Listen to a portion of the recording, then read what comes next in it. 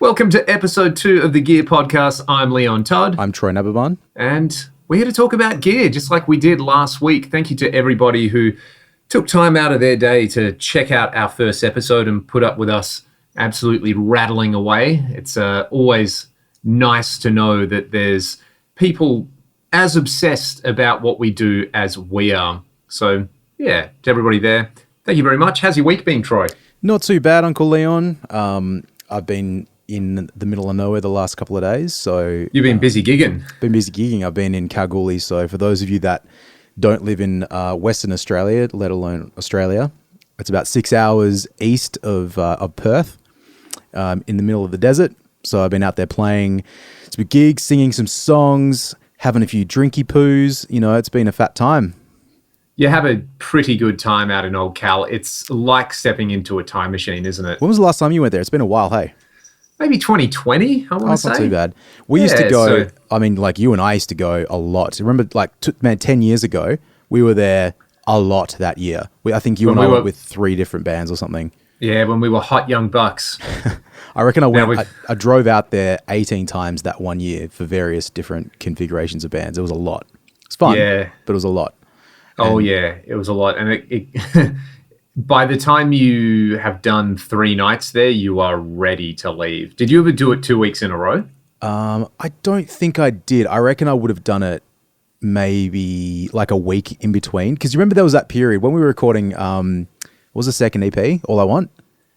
All I Want, yeah. There was 2013-ish. There was a 5-ish week period where you... like Ragdoll was going and then I was going with my band and then Ragdoll was going and then I was going with my band, like right in the middle of that recording of that I do remember that. We only had like 3... How did we get anything done? No, we only had like 3 days a week, 4 days a week maybe to do stuff. And I think Easter was in the middle of one of those as well. So like we ended up having to play on a Sunday, like, because, you know, we drive up, we play Thursday night, Friday night, Saturday night, drive back on Sunday. With Easter being Good Friday, you skip that and you play Saturday night, Sunday night, come back on Monday. Of course. So it's a lot, but it's a lot of fun, man. Like I had a really, really good time. And I got to debut the Sin 30 at a gig, which is really fun.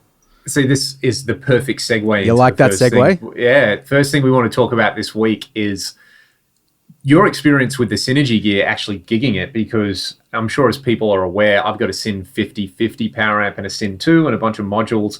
I've got it rack mounted and it never leaves the house. It's very much a, you know, recording and making loud noises kind of rig. I don't use it live, but you've crossed that Rubicon and actually started using it live. So what did you use and how did it go? First thing, it went really well.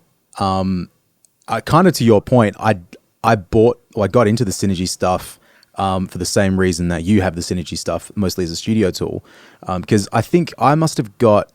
Did I get the Syn after you started demoing it and getting a few modules and stuff? I found a Syn 1 and like a Syn 1 and a Fryette Deliverance over. I think it was in like Tasmania maybe, so I shipped that over. And I thought, oh, this was the start of 2021, and I reckon it was, it was the start of 2021. And I thought, oh, this would be a cool studio thing. And I've loved the idea of it for so long, partly because I know Michael Wagner was super into the Randall modules and the that's right, Nano modules, and Ty Tabor used them for a little while, maybe 10-15 years ago. And then I made this list of like all the amps I wanted to buy, and it was like Soldanos and Friedmans and Bogners and all this and that and the other. And I was like, looked at this list and I thought, well, that's about $20,000, $25,000. And then you can, obviously the Synergy stuff, you can get all of that for a reasonable price. Like I think a module here is like $600 roughly. And so anyway, I've been super into it. When they announced Synergy had sort of bought the MTS stuff, I was like, fuck yeah, I'm gonna like wait for this. And I remember being super pumped for that. It was very exciting. Anyway, I never got to try the MTS stuff. Me neither. It's rack gear, and you know it's kind of expanded, and you know it's like the Avengers of guitar gear. They just get everybody together. You got your Bogner and your Friedman and Soldano and everything else. Yeah, but it was the reason that I got the Syn 30 head. I think I mentioned that last week. The end of last year. So do you know what it was, Uncle Leon? Like I did a gig with someone about a year and a half ago, and I'm going to throw you under the bus because I filled in for you, Ah, there you go. And this already sounds like a disaster waiting to happen. And the bass player said, as I had loaded out of the car, he didn't realize I was doing the gig. He goes, "Oh, you're doing the gig. Oh, at least you might play with a fucking amp." And I was like, "Well, sorry, mate," because I was using the Axe 8. So I was like, "Yeah, sorry to disappoint you." But it got me thinking of like, you know, for me, when I use the digital stuff, it's awesome because it's the tone that I like, and it's more importantly one trip to the car, and I don't want to lift heavy things anymore. 100%. So that's what I've been all about. But then I started to think about some of the gigs that I do, and some of the gigs that you do as well, like how much that maybe is a positive or negative thing for the other band members, because you know it's obviously a very different experience for a drummer or a bass player if they don't have a decent foldback send, or the foldback on stage isn't loud enough. So I've kind of like was like, oh man, maybe I'll just start trying to use an amp again. So I did a couple of gigs with like Fender Deluxe, and that was cool, but the tone of it wasn't quite what I wanted. Like, didn't cross all the stuff that I wanted. I'm like not a pedal guy, so yeah, I got a few good tones out of it. End of last year, a friend of mine has his DSL 40 combo here. I think it's one of the older ones. So it's EL84s. I think it's like 40 watts. And I played that. I was like, man, this thing actually sounds awesome. And it's like relatively compact and this, that, and the other. And I thought, oh, I wonder what the Synergy sounds like through it.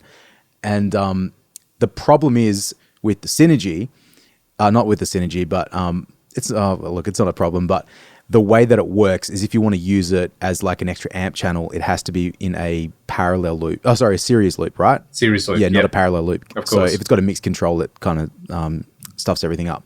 And that amp, unfortunately, is a parallel loop. So I could use it as purely a power amp input, but I couldn't use it to add the dirty channel. So that was kind of a bit of a pain. But I tried it just as the module into the combo. I was like, this sounds awesome and loud. And this is the Deliverance module, right? It was the Deliverance, and also I'd borrowed your 2C Plus module. That's right. That. Yeah. So both of them was like, it was a okay, man. This is the weird thing, right? Because they make your pants flap for one. Well, that's the thing. Like, because I've been playing, I've got so much gear, but most of the time when I'm playing, it's either through digital stuff, and if I'm doing like a gig, I'm often using ears because of, again, size and space and whatnot, and also you sing, so that's a non-negligible part of it. Yeah, and also like, you know, we've done these gigs, like I've done them with you, where you rock up with an amp, and what is at an average volume to you on stage, if not too quiet, is like deafening to the people at the bar. And so it's like, turn it down. So like, I remember the first couple of gigs I did were like that, where I could not hear anything I was playing. It was awful. And that was actually funny because I rolled into this gig in like a small pub with a JCM 900, like 50 watt head and a 4x12.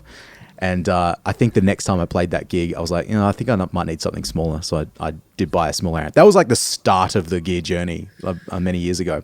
Oh, yeah. Anyway, lots of tangents. So anyway, after I tried that Marshall, I was like, cool. I happen to have a few other power amps. I want to hear what they all sound like. So I tried, I've got your Matrix at the moment. So I tried that one. That was like, you know, fine. Like, it was louder. I tried my ADA power amps because I've got the B200 and I've got the Microtube. The Microtube I think is a bit cooked. The B200's like not amazing. It's again, it's like louder, but it's not like the best. It's not going to like blow you away. It's loud, but it's not like a proper, you know, loud guitar power amp. Yeah, exactly. Set up for guitar players the way something like, you know, those like that Marshall 9000 power amp you've got, or a Boogie power amp. Well, or I don't Synergy. The 9000. Like, I haven't had that in the studio for ages because I lent that to someone, and I've had either intended to sell it and get something like a power station, or, you know, just go through the exhaustive exercise of really trying these things out in this with some of the rack gear and the Synergy stuff.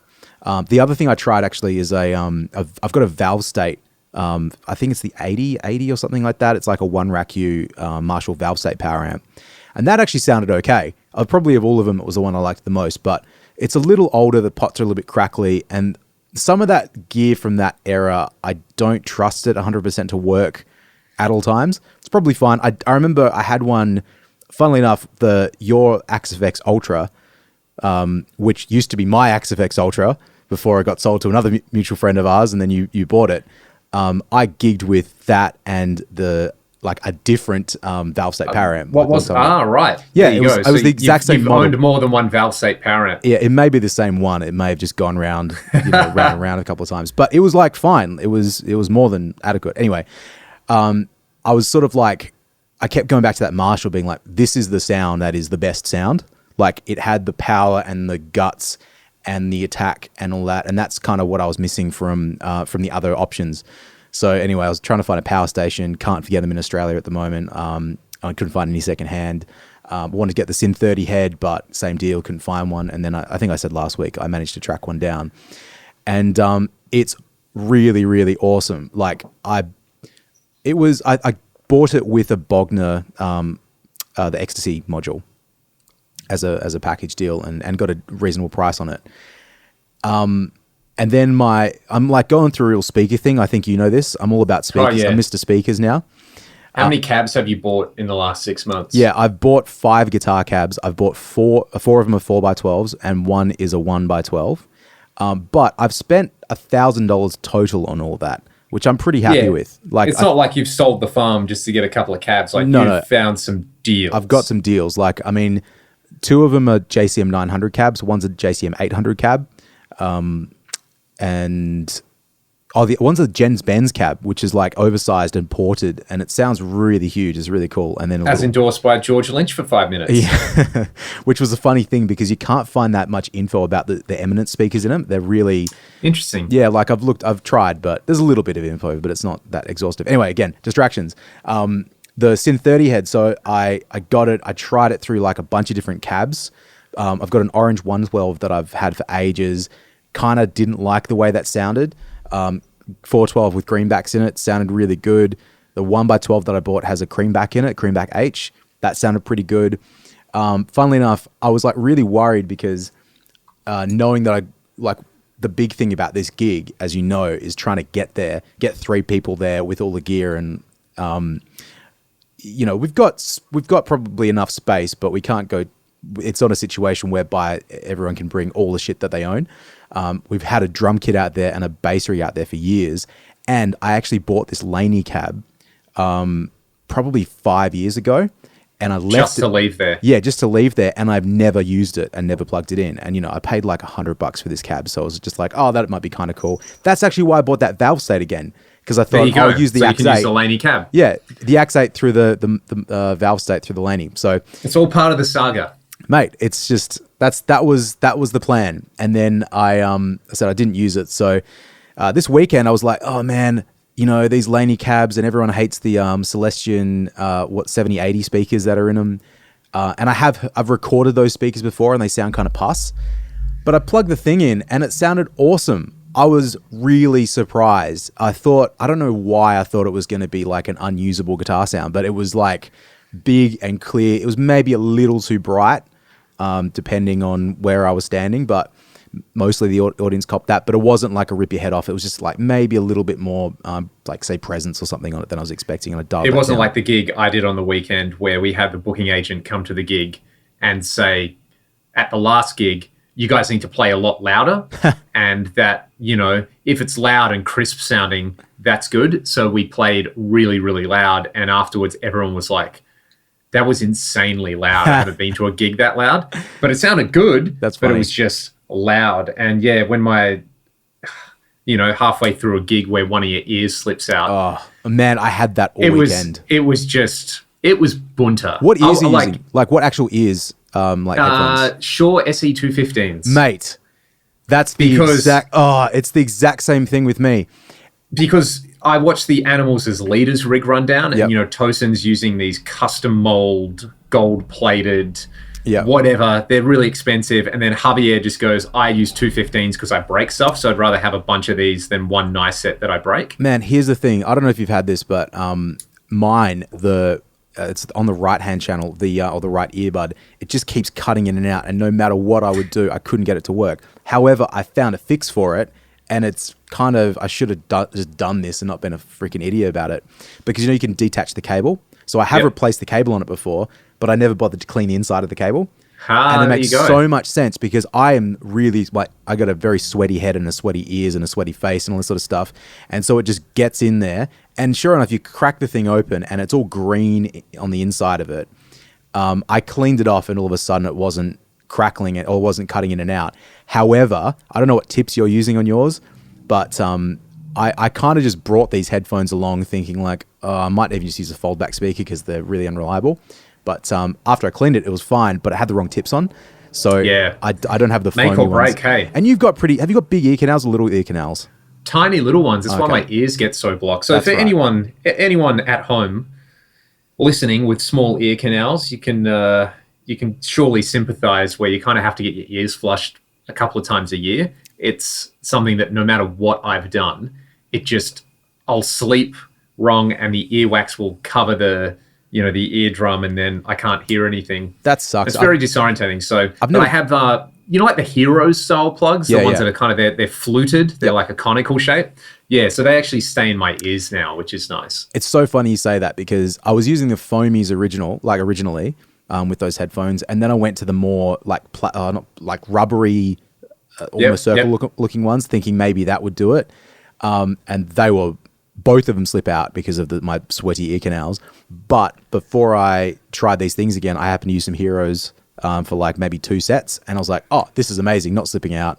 And like, Of course, they just stay in there. and the hard thing is as well when you're singing, I guess it's like the ear canal, the shape of it changes a little bit, so they kind of wiggle out. Well, I find they. But there's wiggle like out isn't there a bone in your head which like connects your jaw to your? Yeah. There's some there's some anatomy. There's like the abacus last week, Yeah. and somebody actually for anyone listening along, the abacus was invented in the Far East, there you go. East Asia. So thank you to and one Chinese civilization for giving us the abacus. and one more other follow up. Polony in Western Australia, in South Australia, it's called Fritz, and on Yes. the East Coast, it's called Devon. So that was what There I you was go. looking for. That's but what we were prattling on about. Anyway, I let me get back- digress. let me get back you to get the that. sin. You get that. You're resonating your head and your throat. So yeah, it's a different thing. Yeah, you so hear it it's differently. It's a pain when you're trying to sing lead vocals and sing high rock, and you don't have the greatest high rock voice. It's like, shit. But back to the sin. So I took 3 modules. I took the Fryette Deliverance, I took the Bogner module, and I also have your TDLX module as well. See, this is interesting because you can take. Like I didn't even think. I thought you just take one, but you can actually get to the gig, and if it's not working, you swap in a different module. Yeah, and the thing was, I wasn't really certain what was going to work for the gig because I know what sounds good, like sitting next to it. And in fact, I've been probably using the Bogner one a bit more because it's really fun to play. But I started with a Fryette and I used that on the first night and I was like, oh, this sounds pretty good. Used it on the second night, dialed it a tiny bit, like maybe a little bit more gain. And I was like, no, this is really good. Then the next night, so again, it's 3 nights in a row, 4 sets a night. So you've got time to really play with stuff. The last night I swapped to the Bogner just to hear. And for that gig, the one thing is it's like, it's got to cover a lot of different styles. Like I've got to go from clean to like sort of heavy metal, or at least bumping up against heavy metal. So in theory, if I was just playing like balls out rock and roll, like the Bogner Red channel would be amazing. But unfortunately, I need that sort of like medium in between gain thing to really work. And I found the blue channel, at least the way I had it dialed in, or for the sorts of songs I was playing, it just wasn't really cutting the mustard, in at least how I wanted it to sound. When I went to the Fryette, it's like, the way it was sitting, it was kind of, I guess, like 800-ish is how we've described it, right? Yeah, basically for all those type of gigs, and for anyone who's unfamiliar with what these type of gigs are, they're pub rock gigs. Yep. So the heaviest thing you might play is a maybe- Metallica song yeah, or a understand, Rage man. Against the Machine song. Heaps of AC/DC, all that kind of But stuff. like you're doing stuff like, well, we're doing like a bit of 90s rock too. So you're yeah, doing you like got your diary rock, so you need a bit of chime in there. Yeah, and it's I said it's just got to cover a lot of bases. So I said, man, like I use the lower setting on the Deliverance, like the less gain setting. I had it because did you play with that module a bit with the way that game 1 and 2 interact? Yeah, it's pretty interesting. Yeah, to be honest, I forget a lot. Like almost every time I've had the module, but I will go a little bit of time without using it. So I think like gain 2 is the overall gain for the whole channel, and gain 1 is like voice to be, I guess, brighter or more dark or one's something. tied to the bright cap and the other's just flat gain. That's your kind of That's anything with two gain controls generally does that. So you can have the like, oh, I like the way it sounds, but I need a bit more hair or something like that. It's super versatile, man. Like and I said, it took a little bit of time to get that balance right to how I liked it. But when I did, I was like, oh no, this is really great. The one thing, and so the thing about the Syn 30 that's really awesome is it has that pure clean channel on it. It's got like a built-in kind of Voxy or Fendery. Yeah, it's got like thing, it's got a switch on it for mids or not mids, which is supposed to be like, oh, you want to make it sound a bit more Fendery. It's in the one thing, and then you flick the mid switch in, and it sounds a bit more Voxy. I don't know how true or not that is, but I use that for the clean stuff. But my biggest worry was it doesn't have like a shitload of headroom, or it didn't appear to, at least when I was sitting in my studio. And I was telling you, I've been playing a lot of guitar, trying to sit next to the amp, because most of the time when I'm playing or recording guitars, the cabinet's in the other room, or I'm using modelers, and I'm not really doing the pants slapping thing, because said like doing gigs has been mostly going direct. I don't do band rehearsals because none of the bands I work with rehearse. We just kind of show up and, fingers crossed it all works out okay. And no one has time for that. No one's got time. I'm doing a fill-in on Thursday night at the Mustang Bar. And you're just going to show up. I've got the keys of the songs. They'll be fine.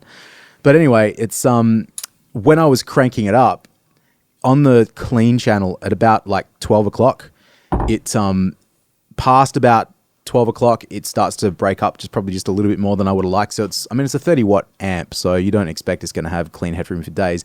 When it is broken up, I actually like that channel like running really dirty. It's got a really cool tone to it. But for some of the real clean sort of things I wanted to use, I wasn't certain if it would have enough headroom, but it absolutely did.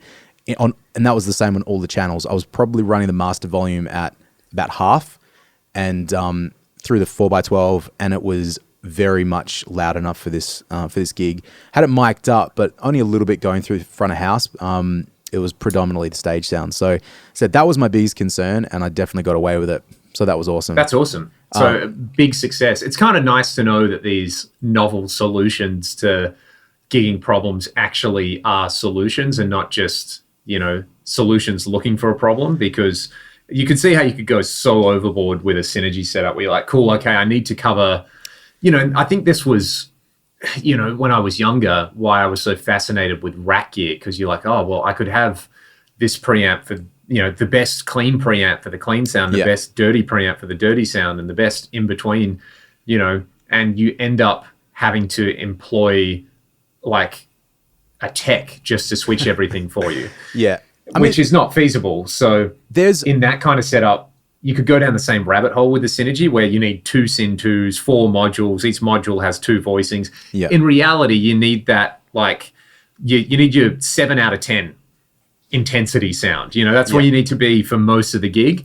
Then you need to be able to take it up to 10 to do a solo or a heavy song, and then bring it back to 5. And use your volume control for a lot of other stuff too.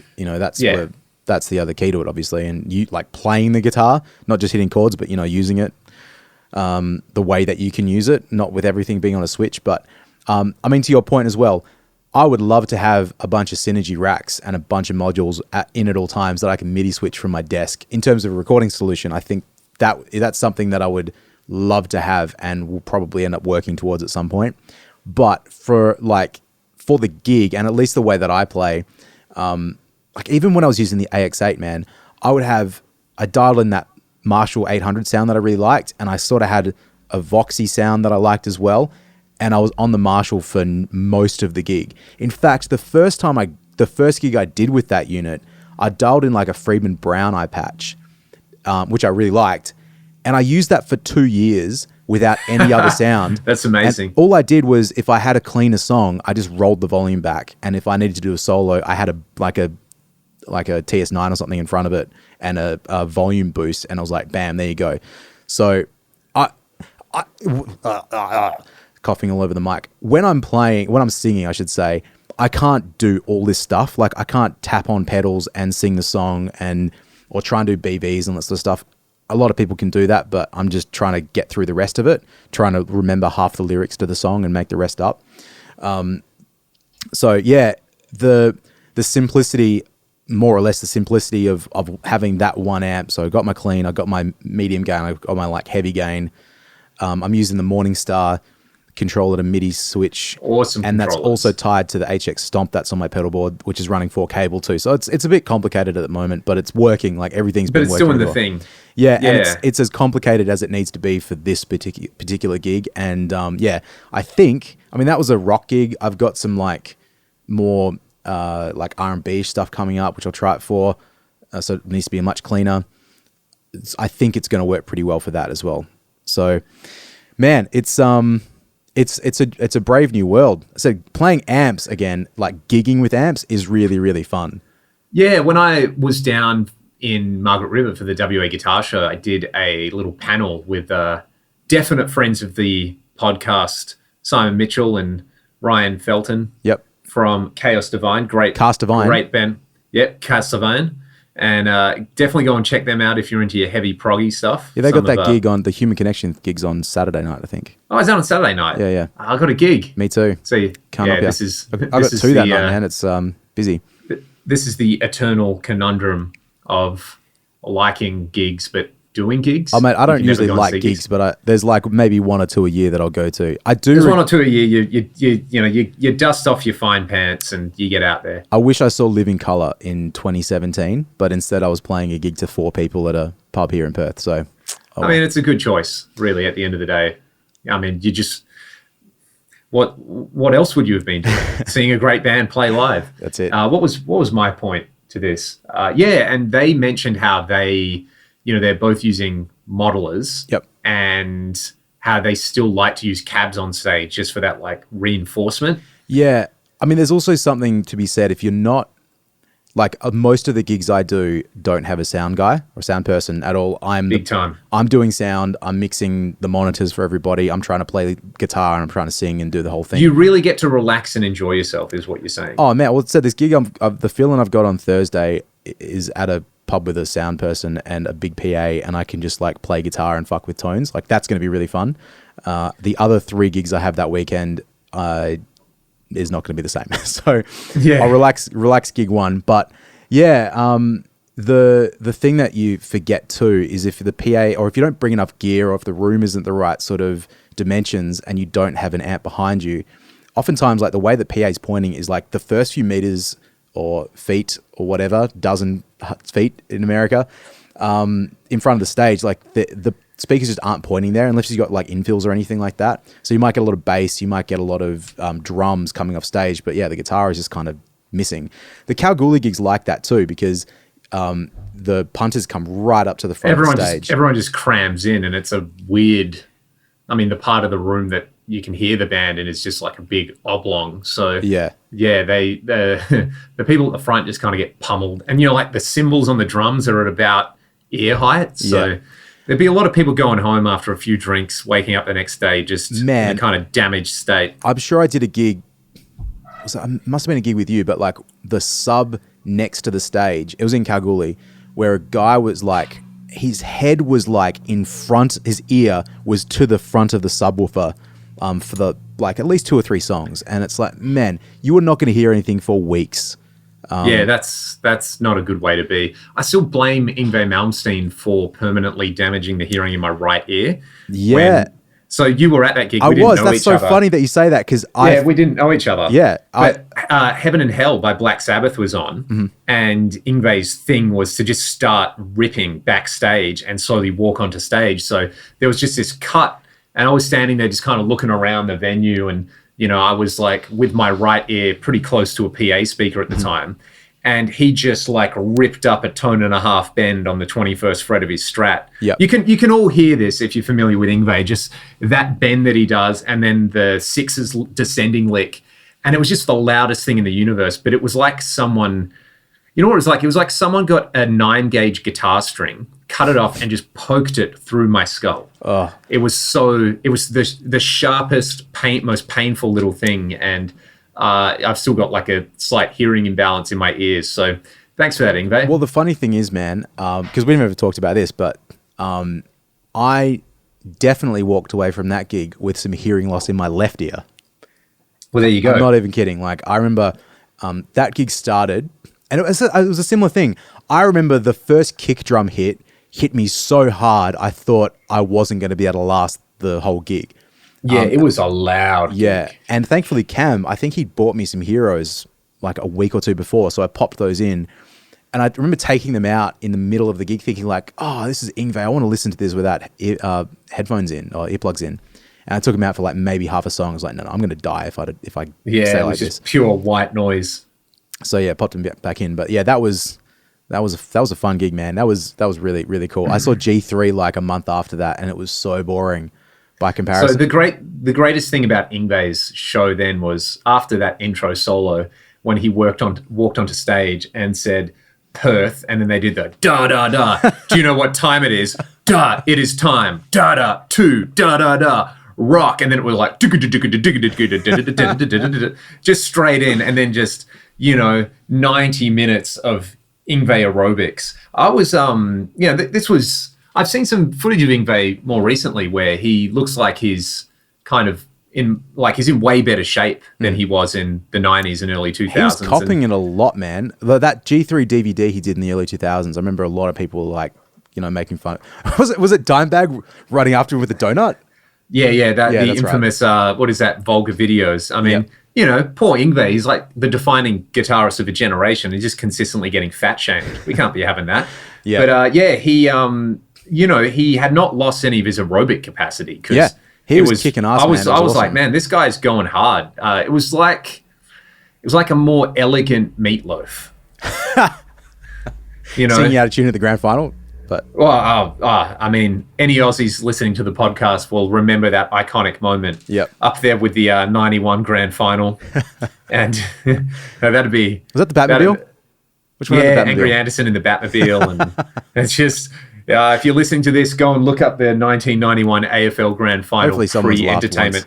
And it's the greatest thing ever because all the Aussies are like, yeah, how good's this? And there's all those like American Olympic athletes just sort of sitting there going, what strange cultural ritual are we witnessing here? Yep. Oh man, that's yeah. So hey, loud stuff, Yngwie, it all goes together. I'm looking. There was an interesting. Go on. Speaking, because you were talking so much about power amps, I read something very interesting out of what was on this? This was on the Fractal Audio forum by Cliff Chase. Cliff Dog. Mr. Fractal Audio himself. I love when Cliff just drops these knowledge bombs on people. So the general vibe was like, why doesn't my Axe FX sound as good as my real 100 watt amp when I play it through the same cab? By the way, I'm using like a Class D amp. Right. And basically, I found this really interesting. I'm going to read it verbatim. Send me a screenshot of this, hey? Yeah, I was like, here you go. And this makes a lot of sense. So basically the idea is it comes down to energy storage. So I'm going to quote Cliff here. So a lot of it is about transient energy storage. A tube amp stores a lot of energy. Take a typical 100 watt tube amp like a diesel. It will have a 220, forget, that's probably microfarad of reservoir capacitance and a B plus of 450 volts. The energy stored is 22.3 joules.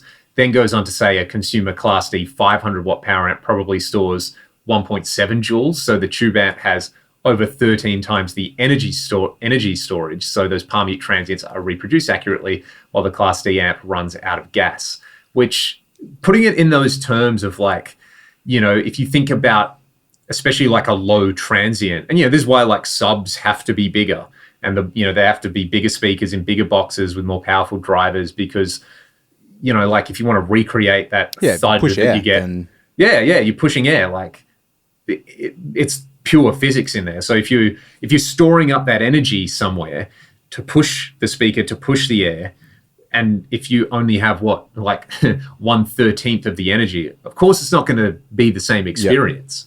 Yeah, so absolutely. It's not apples to apples, as people would say. So yeah, which I've definitely run into. I remember getting my Matrix power amp and putting it next to like a tube amp, kind of being like, it's good, but it's definitely not the same. And then you run the preamp of your modeler into the effects return of the same amp, and you're like, well, it's the same now. Like, what's going on?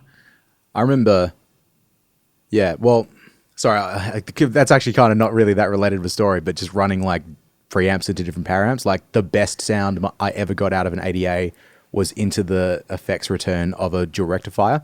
it was the best. It was it was everything I ever wanted.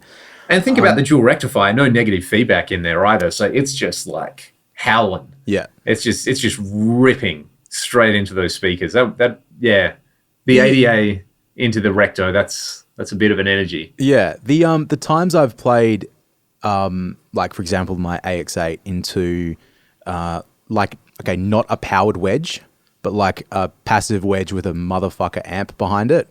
It's been unreal. Amazing, yeah. It really does.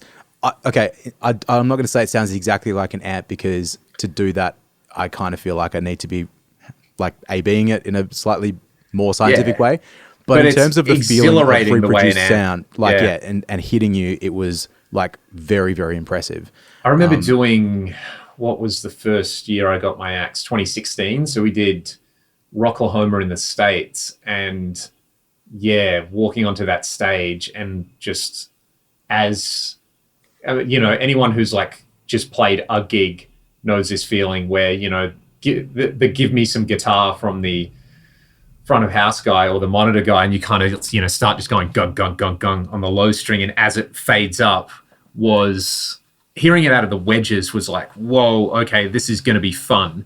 And then when they switched front of house on as well on the side fill, it was just crushing. Like, it was so good. And it was so good because, as you said, you've got these incredibly powerful power amps pushing everything, and like a a side fill that's like as tall as an Ampeg 8x10 and stuff like that. So it's pretty cool. There was probably, where was it? It was this venue we played in Germany, and they had this incredible, like, state-of-the-art sound system, and doing a sound check through that. And I remember they plugged me in stereo as well. Oh, nice. It was like, like, I don't know what it is for you or for anyone listening there, but the sound check riffs that you kind of churn through, like I kind of cottoned onto that, and I would like make a point to play certain things, because there's always a guitar player in the audience. And you do King's X, don't you? Bit of King's X, bit of Rat, Lay It Down, bit of Aussie, No More Tears. So I think it was playing No More Tears, and I was just like, this is the greatest guitar sound I've ever experienced in my life. Like, I just wanted to keep sound checking, and it was really good at the gig. But it was a great sounding room, great PA. I remember the drum kit, however they were running it there as well, it was just so fat. Some people know what they're doing. Hey, it's like, it's nice. It's a nice experience to have. Yeah. Once, and I don't say that to any disrespect to the people here. I rarely get the luxury of having someone do it for me, and there's a great PA and someone that knows how to use it. It's just, it's nice when it happens, not just all right, pop the earplugs in and use your phone to control the vocal level in the monitors.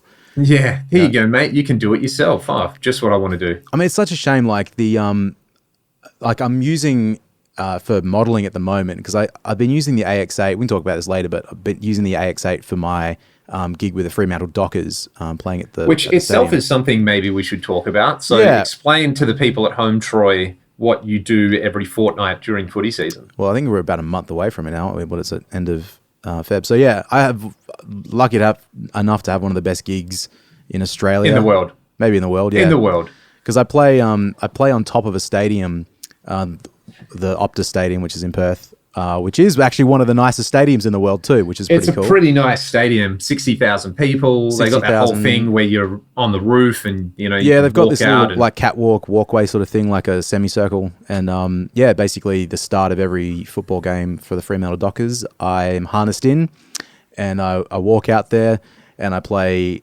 the guitar solo part of We Will Rock You, and then I'm done, and then I watch the footy. And that's it. So it's lots of fun, man. I mean, this is probably like year 5.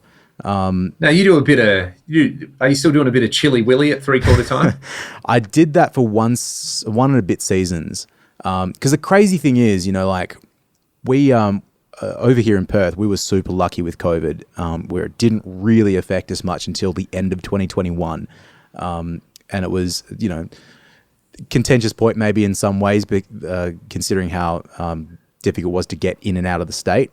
But what it did mean was that, in 2020, I was playing gigs to 30,000 people.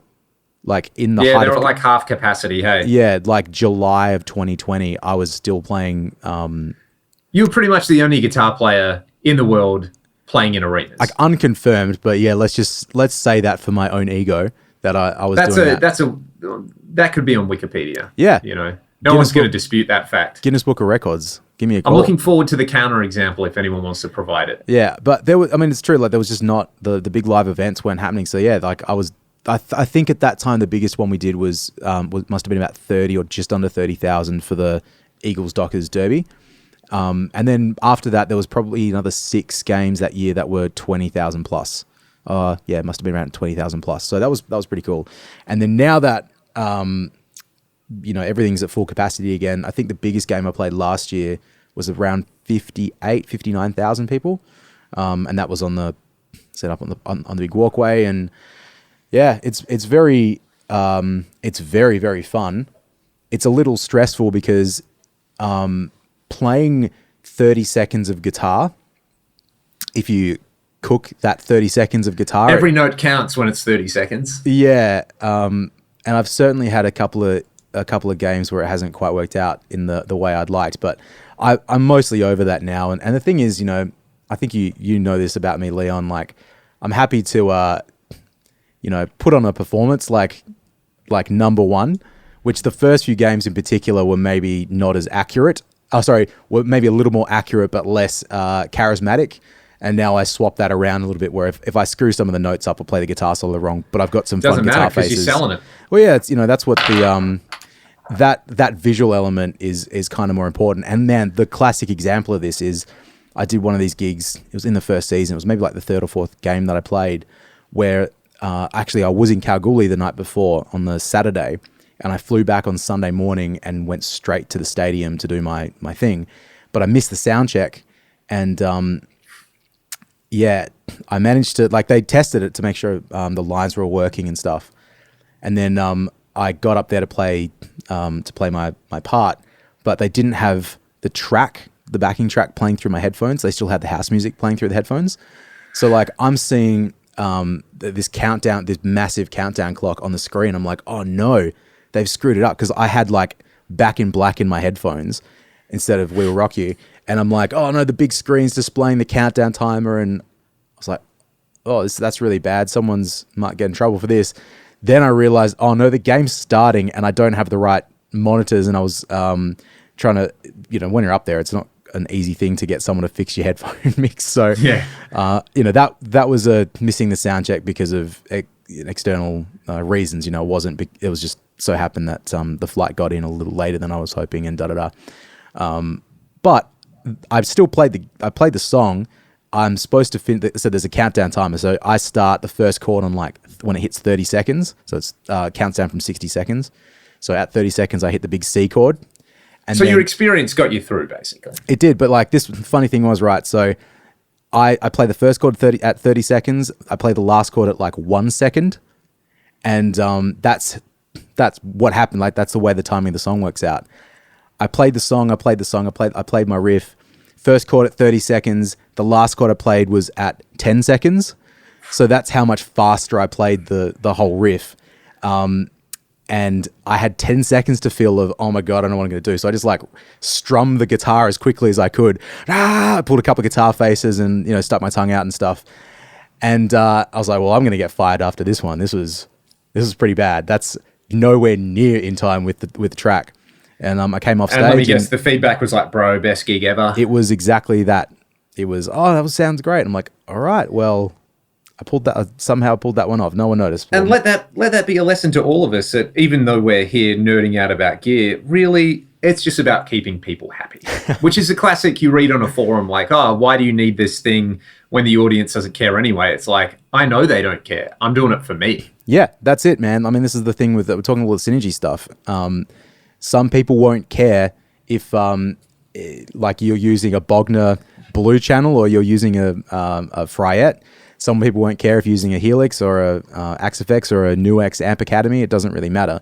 I think the thing is, it's for you. It's like the feeling. As long as the feeling, when you're trying to perform, you're not fighting, or that what you want it to sound like and what it to feel like isn't is coming through. You want it to be as naturalistic as possible. Yeah, you want that like sync between internal and external realities, I guess. So you're not just up there like, kind of smiling through your teeth going, this is awful, but man, people are into it, which, we've all done heaps. That's why I went to the digital stuff in the first place, particularly the Axe-Fx stuff, because, man, I remember doing gigs where I had like a Fender Hot Rod Deluxe and a distortion pedal, and there was no sustain on it, and the clean sound was terrible, and the distorted sound and everything was awful, and it's like every time I hit the guitar, it just didn't do the thing that it should have been doing.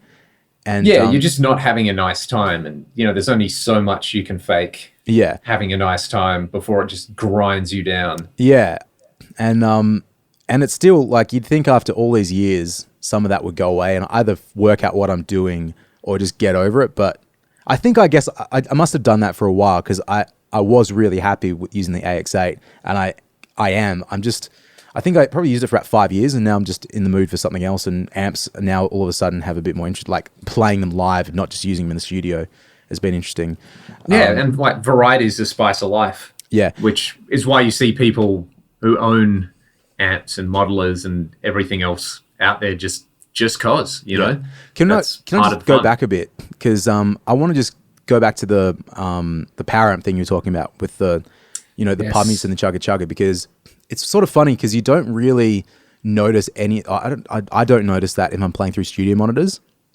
It doesn't really come in the same way. I partly do that because I accept the fact that the power that a 4x12 has is not going to exist. And also because I'm so used to hearing a 4x12 in another room, it doesn't really bother me too much. Yeah, big time. I know that's a thing that guitar players that are not used to the digital stuff, and if you're used to just jamming in your back shed with a cranked Marshall or whatever, it's not going to give you that same response. But in terms of the clarity of tone and if you just want to look at 20 hertz to 20 kilohertz and that feeling of guitar sound, yeah, I'm like really, really happy with that. It's just sort of, talking about all this power amp stuff, it's just funny because you kind of can't really have everything, I guess, in a piece of gear. Yeah. It's just, part of me has thought that, right, with your Fractals, with your Kempers, with your Quad Cortex or your Helix or whatever, it's just solving this problem of like, well, you've got all the guitar sounds in the world at your fingertips, but there's clearly just that one thing that is missing in certain situations, like if it's this gig thing. And the solution for it is to get a massively heavy amplifier and speaker cabinet to reproduce the sound, so you get your Chugga Chuggas coming through like you want. But then that adds the problem of carrying like massive speakers and amps around again. It's like... Yeah, it's kind of like consistency, easy to compact, 100% satisfaction. Choose any two of those three. Yeah, the triangle. So... Yeah, you can't have all three. Well, maybe if you John Petrucci or you probably can. I think it's just like you have to be willing to accept one thing. Like I really don't care for lifting lots and lots of heavy things, or more explicitly, I don't really like taking more than one trip for my car to a gig. That's the golden rule. But if I got over that, maybe it'd be a different story. I used to love like the getting a 4x12 out of your station wagon. It was a real rite of passage. I remember the first gig I ever did when I did that, and I pulled the amp out of my car and I like wheeled it into the venue and set it up. It was, kind of felt like I'd achieved something. But nowadays it's, I just kind of want to enjoy the other stuff about playing live music, because I know I'm not going to do it forever. So it's sort of like, well, you get to the venue and you might be playing an absolute hellhole. You might actually be playing a pretty cool venue. So it's like, well, rather than spend 30 minutes setting up my gear, maybe I'll have a meal here, or maybe I'll just hang out. I'll chat to some of my friends. If you're doing an original show and there's a couple of other bands, like you kind of catch up with your buddies from the other bands and hang out, or watch the other bands and sort of not worry about that, especially on tour, because it's like, the other thing is like leaving gear in places, having... You'll remember this because you were with us the first year in the States. I think we played in Houston at No, you didn't play in Houston because... Yeah, we didn't play in Houston. We drove to Houston. We showed up and the venue was like, huh? Nah, I don't know what you're talking about, bro. So when we got Only to our 8 hours, hotel, wasn't it, from Oklahoma? yeah, a nice casual stroll in the park, and with no aircon in the van because great choice. Anyway, I remember the other two people with us sort of like insisted that it's like, hey, you don't want to leave your gear in a van because it's going to get stolen eventually. So we unloaded all our gear into the hotel room. So we had like no space in the hotel room. That's because, right. we got drums and guitars and just merch and crap everywhere. So it is kind of nice having a super compact rig because, in those situations, like you just chuck your kind of guitar in one hand and your modeling solution in the other. And when you can take it into your room with no fuss when it's 2 a.m. and, you're already sore from the gig and sore from traveling and all that kind of stuff. So there's those, it's those like small margins make a difference. Yeah, there. absolutely. I mean, it's, I forgot all about that, but that was a pain in the ass. Even though there's like a few of us there to shift the stuff, it's like, man, I don't want to do any of that stuff anymore. And it's, exactly. You can't you not just think want to about that. Like, stuff, okay, maybe it's not going to get stolen today, but it happens all the time. I mean, I saw it happen to Crowbot, got their whole trailer stolen. Did they really? Yeah. Like, and, they like have some pretty rad fans. So a bunch of people like got together and helped raise money for it. But still, that's like another band trailer that's just been ripped off and people's gear and everything else. And at the end of the day, it's, it's a lot easier to just carry around like a USB stick with your presets on it that you can load into any generic, like for me, I know I can go anywhere, or even not, I know I can go anywhere and get on an Axe-Fx and in about 10 minutes set up the preset that I need to use live. And if there's specific, I guess if you were doing something where maybe you need a few extra presets and you've got MIDI stuff, it's, you're one person, you have the main laptop that does all your backing tracks and program changes in one road case, and then someone carries a backup.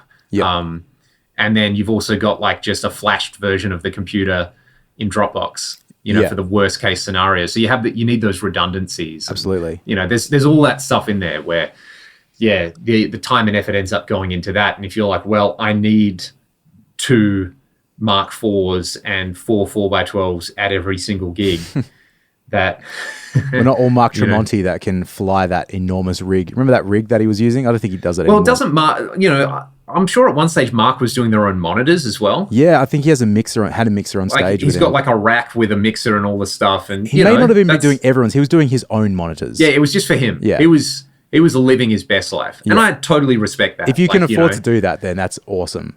I'm not doing that because I can't afford to pay anyone to help out with the lifting.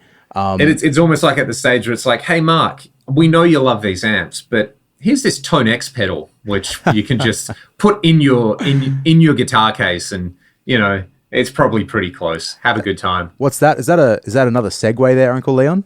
That couldn't possibly be a segue into something else we want to talk about, which everyone seems to be talking about at the moment. I'm not that much in guitar spaces. I just watch some videos here and there, and I see the videos come up when people have them. But are you hanging out in the forums and stuff? Yeah, I mean, I just kind of lurk on like the gear page and a few other places. Lurker, sitting in the corner. I mean, I post sometimes. Just a bit of a voyeur. People may know me from my postings and things that I've put up there, but yeah, it's people seem pretty excited about it. I think mostly because hey, one of the best solutions for what we're talking about is the powered Kemper, right? Yep. Which makes so much sense because you just have an amp you like, you profile it, and you got a box with a power amp in it, and you plug it into a cab. Have you used the powered Kemper? I have used it. Yeah, it's one of those like this makes sense as a powered version. And as much as I read people ditching that, this is a Kemper killer and stuff like that, it's like the powered Kemper is still kind of like the only thing that profiles and has a power amp built in. So, and what is it? Is it another Class D power amp in that? Probably, yeah. How did you find? Did you play it through an actual cab? Yeah, it was fine. It wasn't like it wasn't exactly the same as playing through a tube amp, but you could. To me, if you're someone who's used to playing heads and you want an all-in-one thing, you just show up at a venue, and most venues have 4x12s as part of their backline now. Mm-hmm. You just like pop your Kemper on it and you plug it in and you do a gig. Yep. And there's your you don't need your floor modeler plus a separate power amp or, a power stage on your pedal board and all that kind of hoo-ha. So yeah. For me, the only, like, talking about it being a Kemper killer, like I've used them. I've had a couple of people bring them to the studio and they were okay, but they didn't really blow me away. Partly because they're maybe like at least the patches that were brought in were like a little bit too processed, and that didn't do it for me. I've played some patches I really liked. Even some of the stock profiles are pretty cool, but I've played, like a lot of this stuff, so many bad ones. So many where you're just like, it's like IRs, how is this put together? Yep. And I feel like when the Kemper came out, I saw someone who had one and they were like, oh, here's how you make a profile. And they just were like talking into their, microphone. They like unplugged it like a 58. They just kind of like put it in front of the cab somewhere. Oh, yep. They didn't use a mic preamp or anything like that. It was just like, yeah. So yeah, you can, it doesn't sound exactly like my amp. Yeah. Cause I mean, it's one of those things, man. It like that technology brings the complicated stuff to everybody, and there's nothing wrong with that. But there's certainly there's like an art to anything to get it right. I mean, that's why there's there's a bunch of like, what is it, Chop Tones? They do a bunch of those sort of packs, don't they? Yep. And there's that's the only one I can think of off the top of my head because I don't use this stuff, obviously. But like there's a lot of people that can make the tones and do it properly and probably do it better than the thing that you can do it to yourself. I was gonna say, like, in terms of the Tonex killing the Kemper, for me, like, it's so much cheaper. So hey, let's take a look at what it does, right? So it's a capture box, which people have been asking Kemper to make basically since it came out. Like, oh, it would be sick if it just had the capture thing. The thing that surprised me about the Neural DSP, like the Quad Cortex, was like that they launched it as a sort of fully fledged all-in-one solution and not just a capture box. It almost like, again, what do I know about running a business? Nothing. But you've got your plugins, and people love the plugins, and the plugins are really good. They sound great. You can argue about the kind of business model where it's like, hey, we have another archetype plugin for a famous prog metal guitarist where it's a whole bunch of new stuff. And if you want to use, your Tosin plugin and then your Pliny plugin, you have to load up separate instances. It's not like a unified, like, hey, you load this thing up and then you select within there, kind of like Mercurial do with Antbox. Is that all STL? Has that all been ported to the Quad Cortex now? Or not really? Troy, this is a box. This is a whole box we're going into right here. Well, like, long story short, no, and people aren't super stoked about it. You can argue, I guess, well, never buy anything that just promises stuff. I guess you could call it vaporware at the moment, but the plugins, you can buy the plugins and use them on your computer and they're great. Yeah, the plugins sound really good. I mean, like, we mentioned him before, Ryan from Cast of Iron. He bought one, I think at launch. Yeah, at launch. And he brought it around here because he wanted to capture some amps, like some of my stuff. And thankfully, he read the manual and knew how to do it because I have all the gear to do it. But I was like, oh, so wait, this goes in. Wait, what part are we capturing now? I think we ran the head output into my two notes torpedo reload, and then he took the line level signal from that, so he could. So you can use it with like a cab IR or something, which is a cool way to do it. But like, I mean, the captures on it sound great. Like they sounded good, but then we like pulled up some of the stock sounds and I was like, oh, this is pretty disappointing, to be honest. But that was 2 years ago, maybe that came out, a little under 2 years ago. I feel like you got it in May 2021, I want to say. But sorry, they just put out a big update for it, which, if I'm being kind, is a pretty decent update. Like, there's a lot of stuff in there. But, and I said this in my initial video that I did with it, was like, it's really cool. The captures sound fantastic. The plugins sound fantastic, but I think like whatever the Soldano model that launched with it didn't sound anywhere near as good as the Soldano plugin. Right. So there were, I had some criticisms of it, and kind of 2 years down the track, there's a bunch of stuff that was, look, you could argue whether it was promised at launch, but they were getting on places like the Gear page and, really hyping it up. Like, yeah, we're going to do this and it's going to be, the word game changer gets kicked around a lot. But, I guess the things that are undisputably really good about it, it's really easy to use. The touchscreen interface is awesome. The captures sound great. And, there have been updates. So there's been ongoing development. I think it's been a lot slower than people have anticipated. Yep. So, yeah, basically this update that came out adds a bunch of stuff that most other, we call them the mature modelers, like the Helix and the Fractal, and I guess the Kemper. They've already got these features. So I think to a lot of people, it's like, oh, well, it's being rolled out as this big update, but it's just kind of playing catch up to maybe where it should have been at launch. So, yeah, having said that, it's it's like any of these things. It's totally usable and totally fine. It's a really nice piece of industrial design. Like it looks awesome, man. Like it looks awesome. Like it's an impressive unit. Been some issues with the power supply and stuff like that, but you can split hairs over this stuff. I think I like the way the captures in that sound better than the Kemper captures that I tried. They're like the Kemper has this mid-hump thing about it, which actually kind of works well if you're using things in a mix. But yeah, like they're really, really good. But circle back around, I'm surprised that they didn't go, hey, we've got these great plugins, we've got this capture technology, or release a capture box that you can just add to your pedal board. And that's kind of where the Tone X comes in, where IK they came out with their, and the other big thing with the Quad Cortex was, right, it's a machine learning based approach to profiling. So AI, bro, everything's AI. That's similar to the Tone X plugin, isn't it? Yeah, so the Tone X is using machine learning. What's interesting about the Tone X thing is I might have this the wrong way around, but I'm fairly sure what IK have done is taken an open source neural amp modeling thing, which you can just go and get on GitHub. And I've tried it, and it's really, really good. Okay. Like I profiled my Mark IV with it, and it sounds like the amp at those settings. It's pretty impressive, and that's free. So I think they just kind of lifted that and put a sleek interface around it and put it in a box, which seems to work. So anyway, it's a capture box. You can put it on your pedal board and profile amps, and it seems it's $399 US or something. What's that like? Be $600 Australian? $600 here, yeah. So it's a fifth of the price of something like a Quad Cortex. Doesn't do all the other stuff, but if you just want the captures, pretty darn impressive. Because I know in terms of so effects wise, not this is the most important thing to get it for, but I know it doesn't. Also, it's got like some reverb, compression, and is that it? Oh, gate. I think so. Yeah. I think it's just kind of like, well, hey, you want delay? You probably already own a delay pedal. Plug it in.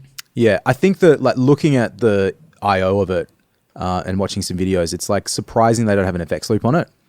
Just because, like, only for the fact if you wanted to use it like USB interface, because you can do that, right? I think so. Yeah. Then yeah, you can't really use your favorite Strymon delay or whatever delay, like quite as easily unless you're running it in front. So the other thing as well, if you were going to use it as a DI solution, and you want to run your delay and reverb and all that stuff after it, you need a DI box on your board. Yeah. Or like a stereo DI. So there's that aspect of it as well.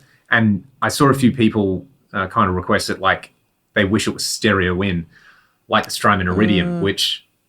Well, for me, like I don't put time-based stuff in front of like I don't know about that. But there's a lot of people who do. It's a thing. Like if you're using your like, I call them worship boards, right? You have your perfectly laid out. Yep. You got your 3 Strymon pedals on there. You got all this stuff, and it's all stereo because you can plug that in DI. And you do your worship gig on a Sunday, and it sounds lush and ambient. And a lot of people run those into like dual amp setups. So that's kind of why the Iridium, that's the thing that it does that no other thing does. You just put it at the end of chain, and it replaces your AC30s or something like that. So that's always like surprised me, like seeing the way those rigs are laid out. Because maybe this is just being too naive these days, but like. Your deluxe, for example, your deluxe reverb sounds awesome, but where that starts to sound like really good is when you get it past like 4 or 5 and you get a little bit of breakup on it. But if you're running all this stuff in front of it, like I don't know how you gain stage everything so that you can make the use of the tone of the amp itself, unless you're just completely using it as a clean pedal platform and using pedals, which I'm like, well, that, like, I don't know, that doesn't sit with me as well as it should, but I mean, who fucking cares what I think, but... It's one thing, like, I love watching that pedal show because they really, really deep dive into stuff. But man, have you guys ever heard of an effects loop? You got all this stuff, and sometimes every now and then, I just want to hear the delay post. Like, I want to hear that Marshall 1987 they have cranked up, but I want to hear the delay not hitting the front end. And I get that, that's how a lot of classic, you think of Van Halen or Richie Blackmore and that kind of stuff. There's no effects loops. Yep. They were fine, but it's just not the sound that I like, Yeah, me too. Like, to me, it's like I want gain coming from the amp, and I want an effects loop so that I can place that afterwards. Or, I remember when we were recording Back to Zero, recording a part where you were like, let's not do that. We'll do it in post so that it can be stereo. And I didn't understand what you meant until you explained it to me, where it's like, yeah, because you hit the amp and it's mono and you can't spread your delays out like you can with like Echo Boy or something. So yet another case of me being wrong. Well, mate, we're all wrong sometimes. To join the club, I don't know anything. I just showed up. But yeah, having said that, I watch like TPS and sometimes I'll like dial in a delay in front of a dirty amp and I'm like, that sounds amazing. Of course, that's going to work that way. You just turn the mix like down heaps. Well, that's where I always get stumped with that stuff. And I think it's because I like the sound of like amp distortion. That's my favorite thing. And that makes me the most comfortable. So I find like if I go from a clean sound to a dirty sound, if I have that available on an amp, the mix control is either like on the clean sound might be at like 30% because I want it to be a bit more washy, or turn that to the dirty sound. All of a sudden, like I have to turn it down to almost off so it doesn't blow everything out. Yeah, I can't get that balance right, but I mean, that's just me. And I think like same as you, I'm used to like using it post and thinking about. I mean, these people should just start using wet, dry, or wet. I mean, that's not going to happen, but. Yeah, like, exactly. Use your Fender amp, use one of them, and then just bring a stereo power amp and have some, or like use some powered something afterwards. Use your Oxbox or whatever. I don't know why that doesn't happen more, but and to be fair, like I see quite a bit of that. I saw the Butch Walker rig rundown where he's using an Ox, which was kind of cool. Yeah, he loves it. Just him being like, yeah, check this out. Use my phone, dial it in. They do sound really good. From I haven't tried one yet. Like I've seen a lot of clips of people use them, and they appear to be really good. What was I going to say? What are we talking about? Tone X. So yeah, I'm kind of keen to try it because the. Did you try the plugin? I haven't tried the plugin yet. Okay, I did, and I tried it for about. I might try it this afternoon actually if I've got enough time, but I couldn't get it to work.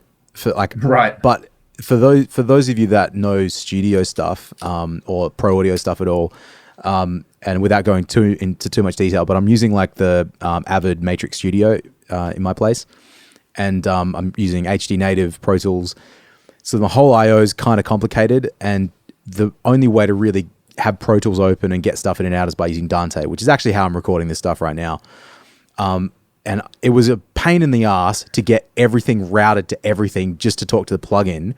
But then I tried it like a few times, and I got to like 72%. Of the capture, and it just stopped. And it just tapped out on you. And I was like, all right, cool. So that was a few months ago. That was like probably the week after it came out, and I was really keen to investigate it, and then I just get distracted with other work and stuff. So I'd like to do it because do you know what really, I'm so like bothered by this, but my favorite guitar plugin to use is the THU, like the Overloud THU. Well, the stuff I've heard you do with that is pretty awesome. Yeah, like so the Ragdoll song Rust, which came out like probably 4 years ago now, 2019. I think we recorded that in like 2018. Yep. And the entire thing is not very well recorded. And I did it. It was the first bunch of stuff I did at the studio, but it sounds good. Like the mix is cool, but the actual recorded sounds in it are not really that crash hot. If I'm being, you had to massage it. I had to do a lot of trickery to make it work for me. But there was a point when I came to mix it where, because I think we used the Recto on that. I think we used the Recto and maybe Stiletto as well. It was like the Back to Zero rig, basically. Yeah, and maybe Splawn or something. Yeah, but like I just wasn't. Oh, maybe it's Splawn. Yeah, but I wasn't into the guitar sounds on it, and so I had just got the THU plugin and fired it up. I'm like, man, the Recto sound in this THU is so much better than the guitar sound that I recorded. So what I did was, at first I was going to replace all of the recorded guitars with the mic'd amps with just the plugin. And then I was like, you know what? Maybe I can EQ these amps to sound a bit more like the plugin sounds. And I sort of did that, and they ended up, like I kept the amps and they sounded really good. But That's yeah, interesting. the only reason I have the plugin is because it comes with the Slate bundle that I have, or whatever the Slate subscription thing. Yeah, I mean, everything that I've heard, like I've heard a bunch of Michael Nielsen stuff where that sounds really, really good. But they don't have the, like, you can't do your own captures with it. Like, so it does the capture thing, but it's like its own proprietary software or whatever. And yeah, you can't do that yourself. Had that been available, and I had this maybe pre-children, like had I had There's a big factor, right? Yeah. Yeah, the option to just go and profile all my amps, I would have had them by now and just had access to them, and that would have been awesome. I mean, I'm saying that now, whereas I've got the Tonex plugin, which I can effectively do the same thing, and I haven't profiled all my amps, but the idea of it is awesome, and they were kind of the first ones to do it as a plugin, but the fact that it wasn't completely open to everybody, just, it's so unfortunate, because I think it sounds so good. You know, they could be owning that space. I guess what I find interesting about IK as well is, you know, Amplitude has been around like forever. Yep. And has had pretty consistent development, and like the more recent versions of it sound great. Yeah, the original, maybe not the original, but having it in 2006 was rough. Like, yeah, the OG. A little bit, how's it going? But from, I reckon, whatever came out around the 2013, 14, 15, sometime around there, it was really cool and really usable. And it's been good ever since then. But, you know, they've put out, like, they have a, you know, Strymon style, like, delay pedal and a drive pedal and stuff like that. So they've kind of got the suite of effects. And from what I understand, they're actually manufactured in Italy. Which is interesting. So yeah, they're doing stuff. I don't know if they're doing it in-house, but yeah, that aspect of it was, it's like it's made in the EU, and I'm sure. Well, I wonder if the Tonex pedal is probably pretty similar. So yeah, it's interesting. I'm looking forward to trying it at some point. Yeah, and making some captures, and I'd like to try that too. I mean, I don't know how I would use it. That the pedal specifically, like knowing that I have the access to the plugin. To me, it's like, well, if it's, I don't know how big the pedal is, but you know, if it's something that could just like fit in my carry-on bag or something like that with my normal rig, then it's probably worth having as just a backup, because it's probably similar size to like a 3-pedal Strymon, right? Like 3-button Strymon. Yeah, which isn't that big. Yeah. So it's sort of like, you know, you have your FM3, and like if your backup is just that, and you know, and like that and an H90 would be an amazing backup rig. I'd never take it, but like just that and a delay pedal would probably get me through a gig if I had to. Yeah, absolutely. If I had to do it. And, you know, by a delay pedal, I mean like a Boss delay pedal. Yeah. You know, just something cheap that works. Man, run those together. I so regret not buying your H9 when you sold it like a few months ago. I should have just given you the money for it. It was like... Yeah, I mean, hey, you know, I'm sure all those... Like, a lot of those things are available as plugins now, but that's not why you buy that. But yeah, it was a cool box. It was all over back to zero. I've got a spare spot on my pedal board, which it would be perfect. There you go. And then I wouldn't use 4 cable on the Helix or the HX Stomp. It would have saved a little bit of space. Well, I mean, like the H90's out now, so you know, I'm sure a bunch of people will be flipping their H9s and things like that. So the cool thing about the H90 is you could import your H9 presets. Oh, okay, that's cool. Yeah, so I did that, and I was like, well, now I've got them sort of forever. So, yeah. Very, very interesting. You know, we've been prattling on for way longer than I think we expected to today, Troy. Before we wrap it up, I just have a couple questions first, if that's okay. Because I went through, I watched some of your videos, and yeah, I just want to, I've got some comments and I've got some questions for you. So, question 1, right? Because I watched your video with the Alta and the 80s rack sort of sounds. Oh, yeah, that was fun. So those effects, was that all in series or parallel? All in parallel. So I've got an Apollo X8, and I was using the effects as aux send. So basically I could... How did I run that? I think I used a load box for that video. So it was, I think you said you did, yeah. Yeah. Yeah, I did, because basically it was too late to set up a cab and make a whole lot of noise. And as we found out during the week, that amp is loud. Yeah, man. That was good fun at the studio. But yeah, so it was that, loaded up an IR, and then that went into the Apollo, and then I set it up as an aux send, and I've got a Samson SM10 mixer. So it's a I'm looking at it now. It's a bit convoluted, but I've also got an Apollo Twin, so you can like expand the Apollo. So I've got the Apollo Twin sitting in the rack so that I can have the sends go out to the different units. And yeah, it basically just gets split from the Apollo all in parallel. So it was PCM 70 reverb in parallel to the 2290 in parallel to the H3000. Sure. And then I recorded them all as I recorded them all as separate tracks in Pro Tools. Okay. So that when I went back in, I could sort of get the blend right. And sometimes I'll record something and it sounds great when I'm playing it, and it's too dry or too wet the other way around. Yep. So yeah, just kind of old school.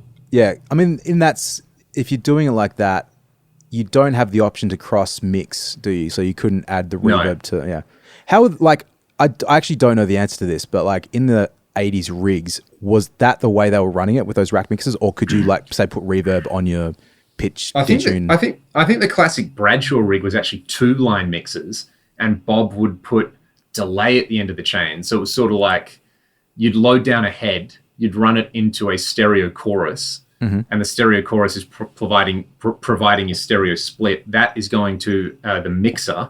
Then you've got an aux send for like pitch detune, and you've got an aux send for reverb. So they're in parallel to one another. And then that goes to another mixer where you put delay in parallel at the end of that. Oh, okay. And like a 300 millisecond, 600 millisecond stereo thing. Right. I feel like that's what I read Bob talk about. And Bob was like, yeah, I like delay at the end of the chain. So I found that pretty interesting. But it's normally like the chorus is like in series, and then that's getting split off into everything else. So yeah, I mean, the way, in like an Axe FX or something, it doesn't really matter because you can just reroute it really, really easily. But so in that setting, it's sort of like all in parallel. You don't have the dry signal's not going through any of those boxes, which is the first thing. But yeah, it just, kind of made everything, it's just grease. Yeah, I was just curious on the routing as I was watching it because it sounded really cool, but I think the Eventide really made that tone. Yeah, big time. Because all the boxes did their thing, but when that was on, it was like the light bulb switched on of course. I mean, this is the sound. Yeah, and I mean, I know like even somebody that I teach is a sound engineer in Canada, and they were saying how like, they'll, instead of like quad tracking stuff nowadays, they'll often just like double track stuff and bust that out to the Eventide and, just slap a bit of pitch detune and it sounds pretty bunter. So yeah, it's a great sounding box, and if you don't want to spend $3,000 on it, just get Sound Toys little microshift for like $29. Yeah, it's the same people. I do use that. Actually, even the Waves one is pretty good. It's a little bit different. Like it doesn't have the same like character, but you can do the same sort of thing on it. The Waves Doubler plugin, which is really useful. So yeah, that's a very, very complicated way to get that sound. And then that EVH was really funny because like I thought the Greco sounded freaking awesome. And what pickups are in the EVH? Do you remember? Whatever that guitar comes with, I have no idea. They're really, really mid-focused. Yeah, it was like because like I borrowed that guitar like years ago, and I remember that was something about it that I sort of noticed in that same tone. Like it had that sort of like mid sort of. It sounds like you've got a cocked wire on or something. Yeah, it's not a bad sound. It's just like it was really identifiable. And I as soon as I heard it, I was like, I definitely remember playing this guitar. And it didn't work for doing rock covers. Like it was a little. No, it's they really have a sound. Yeah, it feels so comfortable. The neck on that is so easy to play. It's a stunt guitar. Yeah, it's perfect for that kind of stuff. It's got a float on it, hey? Or is it a fixed? It does, but it's a flush mounted Floyd on there. So I just kind of have it decked because I never use it. Yep. Apologies to all the Floyd Rose enthusiasts out there listening. Yeah. And then also, just last thing on that video, and I've got one more question on a different one, but the Greco, because I actually forgot you had that guitar, but that's one you got off Steve, hey? Yeah, that was a Steve, and then Tim. That was the first guitar Tim. Yeah, because the fretboard on that's weird, isn't it? Yeah, it's not Richlight, but it's a similar composite material. So some weird. He compared it to like hard rubber. Yeah, that's right. Because it's so funny, man. So when you it feels a bit weird, but it sounds great. Dirty Fingers pick up in there. It's John Sykes. Yeah, no, it sounded awesome. Like I said, I just completely forgot you had that guitar, and then I was like, yeah, all I could remember was the fretboard. And, yeah, pretty funky. So yeah, that was a fun video. I did that after speaking to Jason, who we mentioned on last week's episode. But yeah, he kind of we just nerded out like we're doing right now. So yeah, that was pretty fun. Cool. Well, the last question I have is just on your on the Bogner one that you did as well, because I just because that was I liked that. I was actually really interested in the way that you dialed that tone in, because the that treble up was like, oh yeah, that's a guitar sound. That's it. Yeah, it's interesting. I feel like I read that somewhere, like when I first got an Axe FX, where a big part of the Bogner sound is just the taper on the treble pot is different. Right. So you got to turn it up a lot. So guitar players are idiots and put everything at noon, and it's like, wow, this is so much darker sounding than this stock Marshall. And then when you kind of turn it up, it's like, oh, they're not that different. Interestingly, because I've got the Syn module, I went looking for comments on how to dial the module, or just dial the amp in, because I've never tried the amp, but that didn't come up. But I really liked what you got out of it, so I might investigate that a little bit. The Synergy stuff, I will say, it's kind of I wouldn't be surprised if they've just idealized a few things, where it's like those funky choices. They're like real, hey, I'm going to make this decision with the way I design an amp and the components I choose.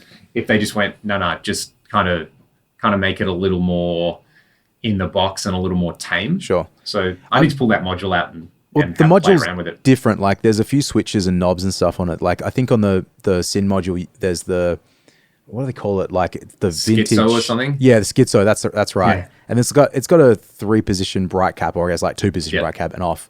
But it's like really cool. I said it's like it was a little too hot for the sound I needed for that gig, which is why I didn't really dig it so much. But yeah, it was really cool. I liked the second clip was. I think the more modern version of it to me was like the one. Yeah, that was filth. That was really, really cool. Apparently the amp has a vintage and modern switch on it. So okay. I was wrong in my video where I said it was a new version and an older version. It's the same amp. Right. Just with like an extra thing on there. It just had a bit, there was the character of it that I really liked. So bit more stank on there. Yeah, and last comment on this, and then we can probably wrap it up. But, I don't have an Axe 3. The headroom meter at the bottom of it.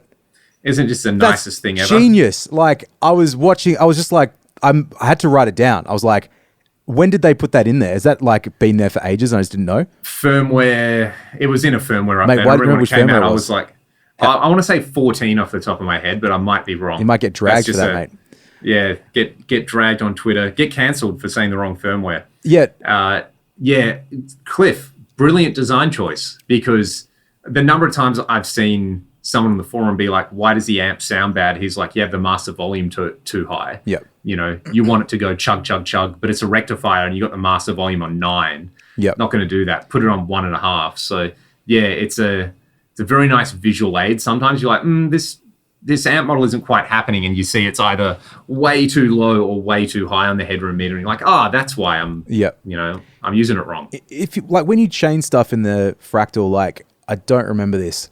Can you clip if you had a reverb after your amp, like, and it was too hot, are you going to clip the input to the reverb the next stage along? Yeah, I see what you mean.